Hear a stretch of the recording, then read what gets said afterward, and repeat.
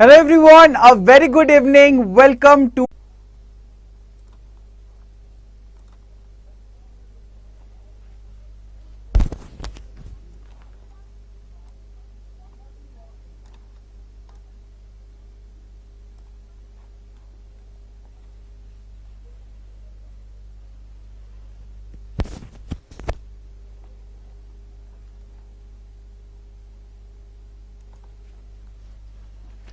Hello everyone, a very good evening. Welcome to अड्डा 24/7. अड्डा 24/7 में आप सभी लोगों का स्वागत है। तो गाइज आज हम लोग देखने वाले हैं ARD का जो एग्रोनॉमी सब्जेक्ट है इसका पार्ट 2। ओके, पार्ट 1 हम लोगों ने देख लिया था, तो आज पार्ट 2 देखेंगे। लेट नहीं करेंगे, हमें पता है हमारी आधे घंटे की क्लास है, तो फटाफट आगे बढ़ते हैं। आगे बढ़ने से पहले अगर आप पहली बार इन चैनल्स पे आए हैं, चाहे वो एग्रीकल्चर अड्डा 24/7 हो या फिर Adda 24/7 regulatory bodies and SO हो, then please go ahead and subscribe to the channel as well as hit that bell icon for timely notifications. And अगर सेशन अच्छा लगता है तो यार लाइक और शेयर तो बनता है, राइट। चलिए आगे बढ़ते हैं गाइज। नेक्स्ट यहां पे देखेंगे तो हमारे बैचेस ऑलरेडी आ चुके हैं। 27 जुलाई से बैच स्टार्ट हो रहा है। कब से स्टार्ट हो रहा है? 27 जुलाई से। 27 जुलाई से यहां पे बैचेस स्टार्ट हो रहे हैं। जनरलिस्ट, फाइनेंस, आईटी और मेरिट सेक्शन बैच। कैसे एनरोल करना है लास्ट में बताऊंगा। So let's come to our topic. So हम लोग टाइप्स ऑफ टिलेज के बारे में पढ़ रहे थे and types tillage is broadly divided into 2 types, on season tillage end off season tillage. Now what exactly is on season tillage? क्या है on season tillage? On season tillage की guys अगर मैं बात करूंगा तो on season tillage बेसिकली वो tillage है जो हम खेती करने से पहले करते हैं। ठीक है, कोई भी नया फसल है, before sowing any new crop, generally we go ahead and plow the soil, plow the land, that is known as off season, on season tillage। ठीक है, ठीक कोई भी फसल को जो है सोइंग करने से पहले, या फिर जिसको हम हिंदी में कहते हैं कि बीज बोनी है, तो बीज बोनी से पहले हम जनरली क्या करते हैं, जो मिट्टी है ना वहां पर टिलेज ऑपरेशंस करते हैं और उसको हम कहते हैं यहाँ पे on season tillage. Very good evening Tejashri, Shubham, Akash, Chidanand, Sumiti, Shashank, welcome to the session. Oh that's great Chidanand, welcome to the session. Okay, types of tillage, तो ये इसे कहते हैं हम ऑन सीजन। अब ऑफ सीजन क्या है? ऑफ सीजन मतलब आपको एग्जैक्टली कोई फसल नहीं उगाना है। Okay, you don't have to grow any crop after the tillage operations. तो जनरली आप सॉइल को कंडीशन करने के लिए, सॉइल में नमी को मेंटेन करने के लिए आप क्या करते हो, आप टिलेज ऑपरेशंस करते हो, और उसको हम क्या कहते हैं, हम कहते हैं ऑफ सीजन टिलेज। ठीक है, अब ये जो ऑन सीजन टिलेज है ये 2 टाइप्स में डिवाइडेड है, preparatory cultivation and after cultivation. Preparatory cultivation again 3 type में डिवाइडेड है, primary tillage, secondary tillage and layout of seed bed. एक एक करके देखेंगे हम। ठीक है, और primary tillage deep tillage, subsoiling और ईयर राउंड टिलेज में डिवाइडेड है। आइए सबसे पहले देखते हैं ऑन सीजन टिलेज के बारे में। तो tillage operations that are done for raising crops in the same season, मतलब हम जब टिलेज कर रहे हैं हम तभी के तभी नया क्रॉप यहां पे उगाने वाले हैं या फिर नया फसल उगाने वाला है। ओके, उसको हम कहते हैं ऑन सीजन टिलेज। ओके, और at the onset of the crop season, या फिर जब हमारा क्रॉप सीजन चालू होने वाला है तब। अच्छा, इसी के साथ आप लोग मुझे बताओ कि हमारे इंडिया में कितने क्रॉप सीजन हैं। ठीक है, जब तक मैं आगे बढ़ रहा हूं तब तक आप लोग मुझे चैट में बताना कि हमारे इंडिया में क्रॉप सीजन्स कितने हैं। Okay, are known as on season tillage. फिर अभी हम लोग देखते हैं कि ऑन सीजन टिलेज में एक टर्म आता है जो कि है प्रिपैरेटरी टिलेज। ओके, क्या होता है? प्रिपैरेटरी टिलेज। अब प्रिपैरेटरी टिलेज क्या है? अच्छा, आपको नाम से ही पता चल रहा होगा, प्रिपैरेटरी, टू प्रिपेयर समथिंग। अब हम क्या कर रहे हैं? हम प्रिपेयर कर रहे हैं। हम किसे प्रिपेयर कर रहे हैं? We are preparing the land, हम जमीन को प्रिपेयर कर रहे हैं। And what is the motive, what is the reason? यहां पे अगर हम रीजन की बात करें तो क्रॉप के लिए। Very good, very good Shubham, Sumiti, Preeti, very good. Okay, so 3 crop season है इंडिया में, और तीनों क्रॉप सीजन के नाम की अगर मैं बात करूंगा तो यहां पे आपका आता है रबी, खरीफ, जायद। देखो जो जायद है ना वो आपका समर सीजन हो सकता है, या फिर खरीफ और रबी के बीच के टाइम को भी हम जायद कहते हैं। ठीक है। सो इसको हम लोग आगे पढ़ेंगे, इसका टॉपिक बाद में आएगा, ठीक है, लेकिन फिलहाल के लिए आइए टीलेज पे थोड़ा ध्यान देते हैं। सो प्रिपेरेटरी टीलेज, सो इसका मतलब हम ना प्रिपेयर कर रहे हैं, हम किसी को तैयार कर रहे हैं। हम किसको तैयार कर रहे हैं? हम अपने लैंड को तैयार कर रहे हैं। And what is the motive? यहां पे लैंड को तैयार करने की मोटिव क्या है? लैंड को तैयार करने का मेन मोटिव यह है कि हमें अपने क्रॉप्स को ग्रो करना है। सर जनरल अवेयरनेस की प्रिपरेशन कहां पर होगी? 5:30 बजे जनरल अवेयरनेस की क्लास है, इस क्लास के बाद general awareness. This refers to the tillage operation that are done to prepare the field for raising crops। ठीक है, ये वो टिलेज ऑपरेशंस के बारे में बताता है जो जनरली हम क्रॉप रेज करने के लिए करते हैं। Deep opening and loosening of the soil, तो इसके केस में जनरली होता क्या है कि जो सॉइल है उसको हम डीप ओपनिंग करते हैं, मतलब सॉइल को अच्छे से यहाँ पे ओपन करते हैं, सॉइल को नीचे से ऊपर तक लाते हैं, और साथ ही साथ यहाँ पे क्या करते हैं? सॉइल को लूज करते हैं। Now what is the reason हम सॉइल को ज्यादा लूज क्यों करते हैं? क्योंकि अब यहां पे आप सोइंग करने वाले हो। क्या करने वाले हो? सोइंग करने वाले हो। तो सोइंग के बाद क्या होता है? जर्मिनेशन होता है। तो अगर आपका सॉइल लूज नहीं होगा तो आपका सीड जर्मिनेट नहीं हो पाएगा। Your seed will be unable to germinate if the soil is not loose. देखो सीड में ना दो चीजें होती है, this is a seed. So जब सीड जर्मिनेट होता है ऐसे एक नीचे से नीचे आता है, एक ऊपर जाता है, कुछ हद तक किडनी की तरह दिख रहा होगा, क्यों? सो दिस ये जो नीचे की तरफ आता है इसको हम कहते हैं रेडिकल या रूट। ओके, ये जो ऊपर की तरफ जाता है इसको हम कहते हैं प्ल्यूमुल या शूट। ओके, सो ये जो दोनों पोर्शन है ना, ये बहुत ही टेंडर होते हैं, तो इनको नीचे जाने के लिए और ऊपर आने के लिए जो फोर्स चाहिए वो बेसिकली बहुत ज्यादा नहीं होता है। तो अगर सॉइल बहुत टाइट रहेगा तो ना ये ऊपर जा पाएंगे ना नीचे जा पाएंगे, हेंस आपका जो सीड है वो यहां पे जर्मिनेट प्रॉपरली नहीं हो पाएगा। ठीक है, चलिए आगे बढ़ते हैं गाइस। सो इनकॉर्पोरेटिंग और uprooting of weeds and crop stubble.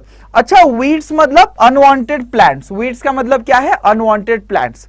मान लीजिए आप चावल की खेती कर रहे हो, ठीक है, और चावल का जो फील्ड है, ओके, वो उस जमीन में कोई दूसरा जो है ऐसा प्लांट है जो आपको उसकी जरूरत नहीं है, तो उसको हम कहते हैं वीड। ठीक है, और साथ ही साथ क्रॉप स्टबल। अब क्रॉप स्टबल क्या है? मान लो ये एक जमीन है, ये आपका प्लांट है, ठीक है। अब आपको आपके लिए इकोनॉमिकल पोर्शन क्या है? आपको प्लांट का कौन सा पोर्शन चाहिए? आपको प्लांट का ये पोर्शन चाहिए, ठीक है। अब इस पोर्शन को पाने के लिए हम क्या करते हैं? हम हार्वेस्टिंग करते हैं। मान लीजिए मैंने यहां पे इसको काट दिया, तो ये जो पोर्शन सॉइल के ऊपर बच गया, this is what we call stubble. ठीक है, इसको हम क्या कहते हैं? स्टबल कहते हैं। तो अगर इसको एक सिंपल सा डेफिनेशन में बताऊं, stubble is the left over portion of the plant after harvesting. ठीक है, जो हार्वेस्टिंग के बाद प्लांट का जो हिस्सा फील्ड में रह जाता है उसको हम कहते हैं स्टबल।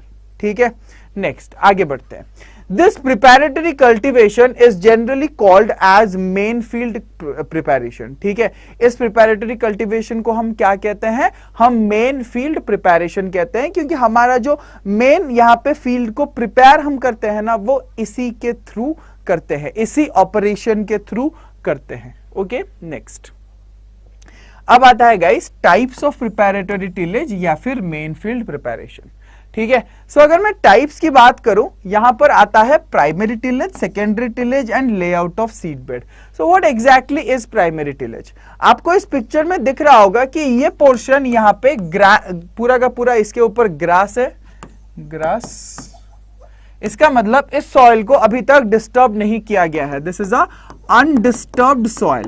और साथ ही साथ आप यहां पे देख रहे हो जो ट्रैक्टर यहां पे ऑपरेट कर रहा है, this is disturbing this part of the soil, और जिसको हम कहते हैं टिलेज। ठीक है, जब पहली बार कोई अनडिस्टर्ब लैंड को डिस्टर्ब किया जाता है, so that is what we call primary tillage, और हम उसको प्लॉविंग भी कहते हैं। ओके, हम क्या कहते हैं? प्लॉविंग या फिर प्राइमरी टिलेज भी कहते हैं। ओके, नेक्स्ट अगर मैं बताऊं और यहां पे क्या क्या इंपॉर्टेंट चीजें हैं। ओके, दूसरा आता है आपका सेकेंडरी टिलेज। अच्छा, इसमें आप देख रहे हो कि ऐसे डिस्क जैसे कुछ इंप्लीमेंट्स दिख रहे हैं, this is known as disc harrow. Is it visible? It is not visible, यहां पे लिख रहा हूं, this is known as disc harrow. अब डिस्क हैरो का काम क्या है, एक बार इस तरह से जब आपका फील्ड हो गया, प्राइमरी टिलेज हो गया, ठीक है, इस प्राइमरी टिलेज में ना बहुत बड़े बड़े सॉइल के पार्टिकल्स रह जाते हैं। To bring this soil into fine condition, और जिसको हम कहते हैं टिल्थ। क्या कहते हैं? टिल्थ। आप लोगों को याद होगा लास्ट क्लास में मैंने बताया था what is tilth. Tilth is the physical condition of the soil after manipulation. Soil में टिलेज ऑपरेशन करने के बाद सॉइल का जो कंडीशन हमें दिखता है ना, उसको हम टिल्थ कहते हैं, ठीक है। तो यहां पर अगर मैं बताऊं तो वो जो टिल्थ है ना, वो ज्यादा फाइन नहीं होता है। उसको फाइन करने के लिए हमें इस तरह के डिस्क हैरो की जरूरत पड़ती है। क्लियर? चलो आगे बढ़ते हैं। नेक्स्ट, अब आता है लेआउट ऑफ सीड बेड। क्या आता है? Layout of seed bed. आपको दिख रहा होगा कि यहां पे कुछ रस्सी वस्सी लगाया गया है और यहां पे कुछ छोटा सा मेजरमेंट कर रहे हैं। गाइज ये जो मेजरमेंट है ना, ये नर्सरी के लिए की जा रही है। किसके लिए की जा रही है? नर्सरी के लिए। यहां पे सीड बेड बनाया जा रहा है। क्या बनाया जा रहा है? सीड बेड बनाया जा रहा है, ठीक है।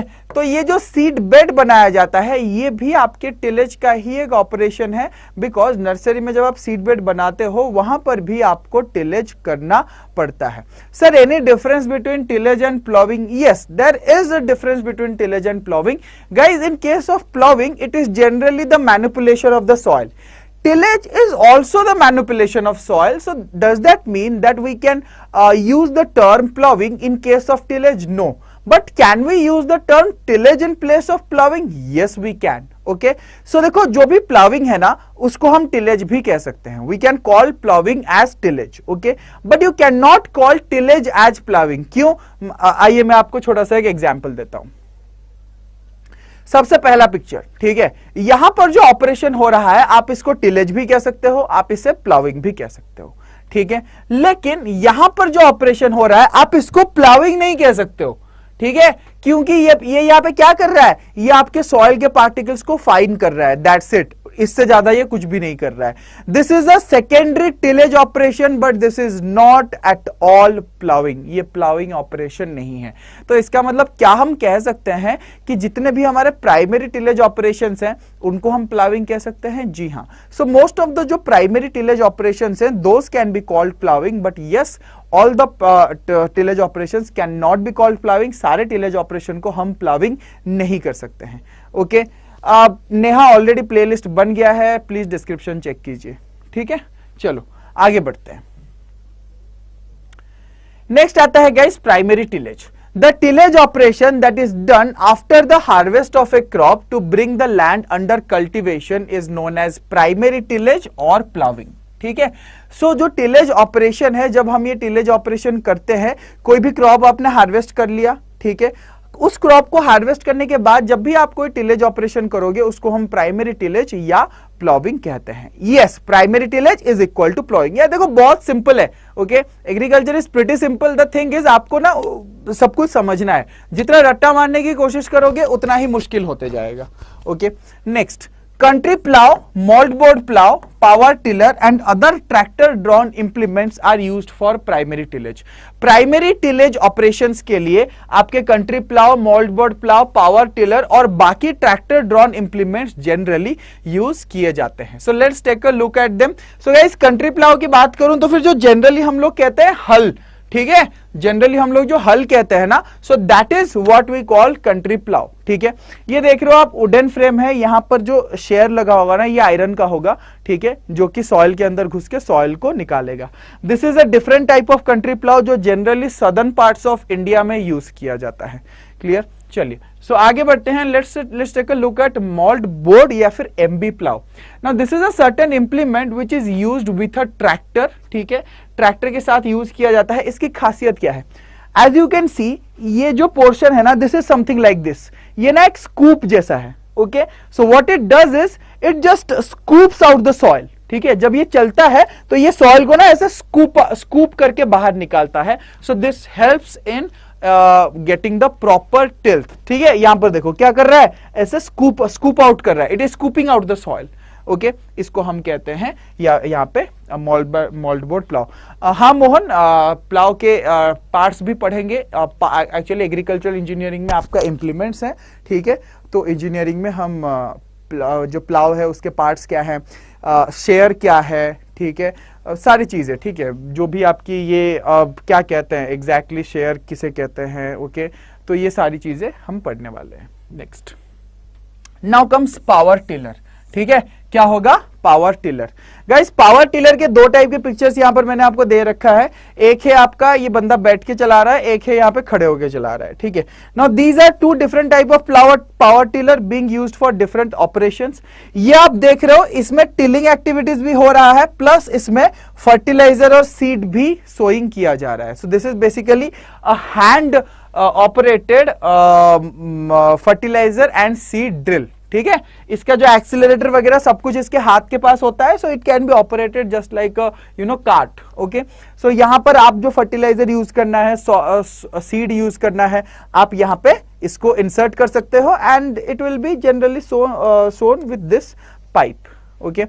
वहीं पे यहां पर आप देख रहे हो एक बंदा बैठ के इसको चला रहा है, so this is actually a power tiller. इसमें सिर्फ और सिर्फ टिलेज ऑपरेशन हो रहा है, नथिंग एल्स, ओके।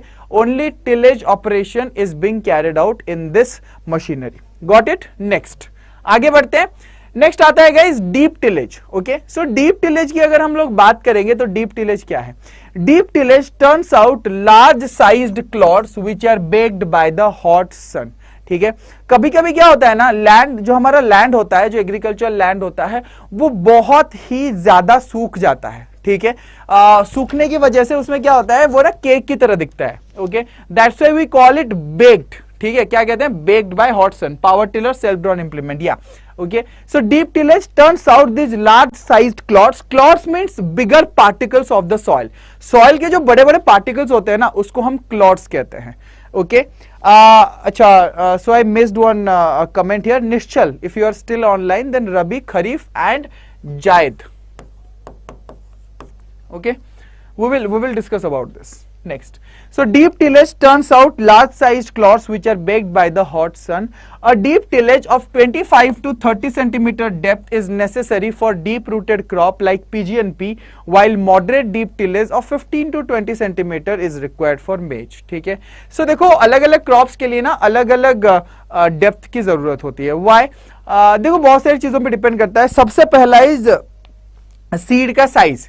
सीड का साइज जितना बड़ा होगा आप उतना ही ज्यादा डेप्थ पे उसको सोइंग कर सकते हो, ठीक है। सीड का साइज जितना छोटा होगा आप उसको उतना ही कम डेप्थ पे सोइंग कर सकते हो। प्लांट का हाइट जितना बड़ा होगा आपको उतना डेप्थ में उसको सोइंग करना पड़ेगा, ठीक है। प्लांट का हाइट जितना कम होगा आप उसको कम डेप्थ पे सोइंग कर सकते हो। What is the reason? Plant का हाइट अगर बड़ा हुआ और अगर आपने सीड को कम डेप्थ पे सोइंग किया तो उसका जो रूट एस्टैब्लिशमेंट है ना वो अच्छे से नहीं होगा, और अगर रूट एस्टैब्लिशमेंट अच्छे से नहीं होगा देन ऑब्वियसली क्या होगा, विंड लॉजिंग होगा। मतलब जब बहुत तेज हवा चलेगी तो प्लांट सारे के सारे गिर जाएंगे, ठीक है। नेक्स्ट आगे बढ़ते हैं। सो देखो कुछ इस तरह का दिखता है, और इससे इसको हम क्या करते हैं, प्राइमरी प्लाविंग के लिए, प्राइमरी प्लाविंग जनरली इस तरह के लैंड में यूज करते हैं। Subsoiling. Subsoiling is breaking the hard pan without inversion and with less disturbance of the top soil, ठीक है। कभी कभी क्या होता है, लेट्स से ये आपका लैंड है, यहां पर ना एक हार्ड पैन फॉर्मेशन हो जाता है। क्या होता है, हार्ड पैन फॉर्मेशन हो जाता है। इसका मतलब जो भी पानी यहां जाएगा it will be unable to infiltrate, ठीक है, पेनिट्रेट नहीं कर पाएगा, वो यहीं पे रुक जाएगा। अब ये क्यों होता है? There are so many reason. Human activities के लिए होता है। रेगुलरली एक जगह पे अगर आप प्लॉविंग करते जाओगे तब भी ये देखने को मिलता है, ठीक है। तो इसका एक ही सोल्यूशन है, सब सॉइलिंग। क्या ये हर साल करना पड़ता है? जी नहीं, 4 से 5 साल में एक बार करना पड़ता है। कितना? 4 से 5 साल में एक बार, ओके। यस, कॉम्पैक्ट सॉइल में। नमस्ते Abhishek, welcome to the session. Subsoiling is breaking the hard pan without inversion and with less disturbance of the top soil. जो हमारा टॉप सॉइल है हम उसको ज्यादा डिस्टर्ब नहीं करते हैं और ना ही उसको ज्यादा इन्वर्ट करते हैं, मतलब ऊपर नीचे करते हैं।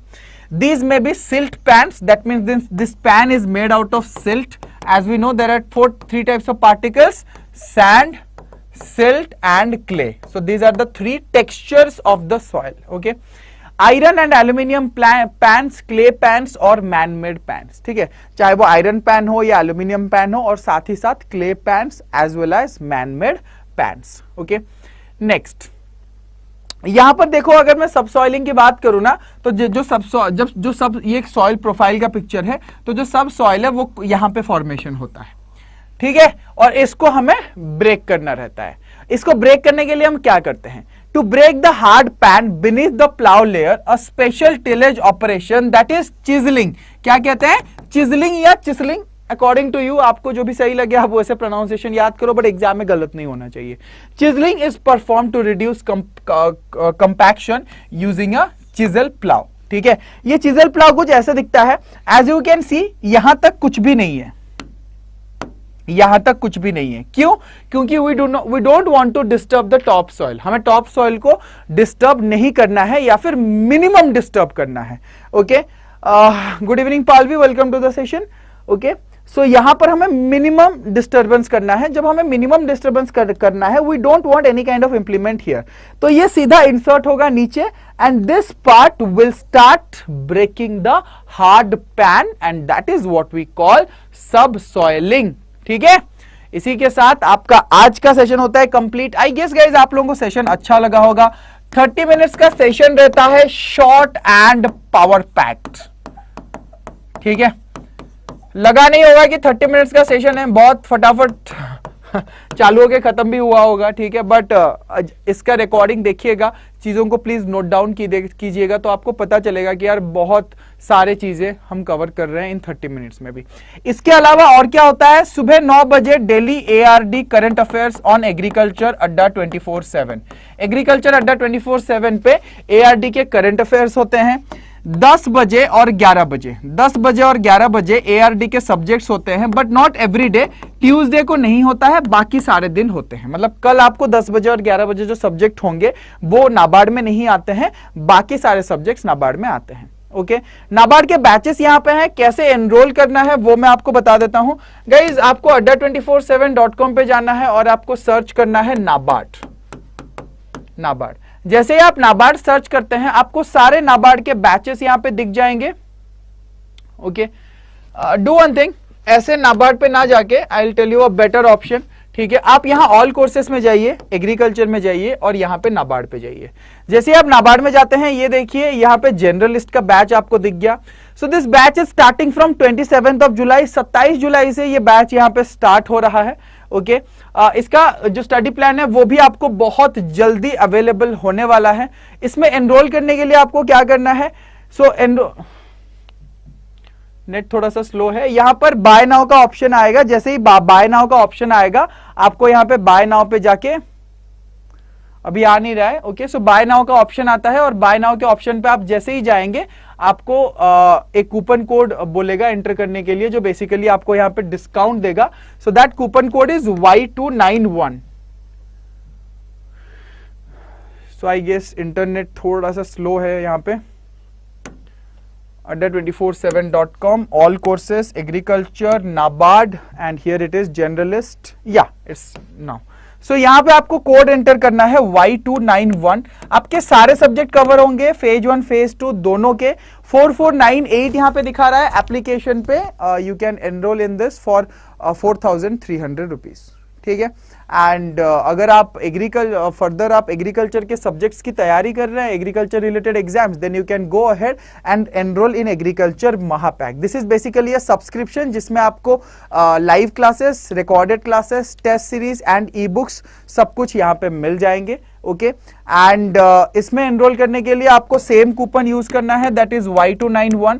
यहां पे 7359 दिखाएगा, एप्लीकेशन पे 7000 rupees. Right now you have IBPS AFO, FCI, NABARD, okay, and OPSC AAO। OPSC Odisha state public service commission में एक पोस्ट आया है असिस्टेंट एग्रीकल्चर ऑफिसर, वो भी इसमें अवेलेबल है, ठीक है। तो सारे कोर्सेज, सारे बैचेस, सारे टेस्ट सीरीज, सारे लाइव बुक सब कुछ है। बैंक महापैक में नाबार्ड की प्रिपरेशन होगी जी नहीं, बैंक महापैक प्लस में होगा। जिनके पास बैंक महापैक प्लस होगा वो कर सकते हैं नाबार्ड की तैयारी, लेकिन सिर्फ बैंक महापैक में नहीं होगा। सर सिलेबस कवर हो जाएगा कि एक मंथ में 7 सितंबर को एग्जाम है? जी हाँ मोहित, क्यों हो जाएगा मैं बताता हूं। जैसे मान लो ARD है, बहुत बड़ा है पोर्शन, यहां पे आपको 3 ARD के फैकल्टीज मिलते हैं। ओके, पिछले साल मैं अकेले पढ़ाया था और वहां पे 3 घंटे मतलब एक बैच में 3 घंटे की क्लास होती थी, ठीक है। लेकिन यहां पे आपको 3 अलग अलग फैकल्टीज एक एक या 1.5 घंटे की क्लास और बहुत ही एफिशिएंटली चीजें कंप्लीट होंगी। मतलब 31 ऑफ अगस्त तक सब कुछ कंप्लीट हो जाएगा। 7 सितंबर को you will be ready for the exam. पूरा एक वीक का टाइम होगा आपके पास, ठीक है। 31 अगस्त को each and everything will be completed in this batch, ठीक है। सो अगर आपको बैच में एनरोल करना है then this is the best time guys, go ahead. Okay, फिर से एक बार बता देता हूं, द बैच इज हियर। यहाँ पे नाबार्ड आरडीबीएस ग्रेड है, जनरलिस्ट। अच्छा, इसके अलावा एक और बैच है आपका यहाँ पे, मेरिट सेक्शन बैच, जिसमें आपको मैथ, इंग्लिश, रीजनिंग, क्वांट ये सब नहीं मिलता है। ARD, ESI and GA, that's it, ठीक है। इसमें एनरोल करने के लिए the code is same, that is Y291 apply. यहाँ पे आपका 3000 की जगह पे 2800 समथिंग में आपको ये बैच मिल जाएगा, ठीक है। So yes sir, bank Mahapack plus में आरबीआई ग्रेड बी की प्रिपरेशन होती है, जी हाँ। और जो स्टूडेंट्स यहाँ पे एग्रीकल्चर से रिलेटेड नहीं है, ठीक है, उनके लिए बैंक महापैक प्लस एक बेटर ऑप्शन है। तो बैंक महापैक प्लस में आपको फायदा क्या मिलेगा? आपको आरबीआई से लेके नाबार्ड, आईबीपीएस, पीओ, क्लर्क, सब कुछ इसमें मिलेगा, ठीक है। सो बैंक महापैक प्लस में एनरोल करने के लिए again the code is same, that is Y291। जैसे ही आप अप्लाई करते हैं, हियर इट इज 8831 यहां पे दिखा रहा है, 8831, लेकिन जब आप एप्लीकेशन में जाते हो ये आपको 8500 के आसपास मिल जाता है, ठीक है। So now the call is yours कि आपको किस में एनरोल करना है, कौन से महापैक में, कौन से बैच में। बट या we will be waiting on 27th of July to meet each and every one of you, ठीक है। और साथ ही साथ कल एआरडी में 5 बजे मीनाक्षी मैम की क्लास होगी और अभी 5:30 बजे जीए की क्लास है बाय आरुषि मैम, ओके। तो स्टे ट्यून्ड विथ अस, कहीं मत जाइए, बहुत जल्दी आप लोगों का सेशन स्टार्ट होने वाला है, ओके। मिलते हैं गाइस नेक्स्ट सेशन में। Till then take care, bye bye, and don't forget to subscribe to agriculture Adda 24/7 as well as अड्डा 24/7 रेगुलेटरी बॉडीज एंड एसओ।